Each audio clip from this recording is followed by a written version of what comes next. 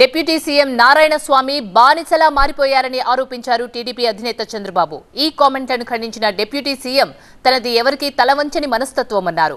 ఇద్దరు నేతల కామెంట్లు బిగ్ ఫైట్ లో చూద్దాం. ఆ నారాయణస్వామిని చూస్తే జగన్మోహన్ రెడ్డి, సుబ్బారెడ్డి, రామచంద్రారెడ్డి, భాస్కర్ రెడ్డి, కరుణాకర్ రెడ్డి కుర్చీల మీద కూర్చుంటారు. పాపం నారాయణ స్వామి చేయగట్టుకొని హీ హుజూర్ అంటా నిలబడుకుంటాడు.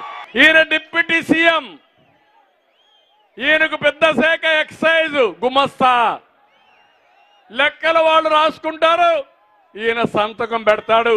కడాన టీ నీళ్లు కూడా ఇవ్వాలా ఈయనకు? అవునా కాదా మీరే చెప్పండి. ఎందుకంటే ఇప్పటి వరకు నేను ఎవరికి తల ఉంచకుండా, అసలు బానిసత్వం అంటేనే నాకు తెలియదు చిన్నప్పటి నుంచి కూడా. ఇది వాస్తవంగా నా ఆత్మాభిమానంగా చెప్తుండా. నేను ఎప్పుడు బానిసగా ఒకరి కింద పనిచేసిన కూడా మాట మాటకి బానిసుడు అంటున్నాడు.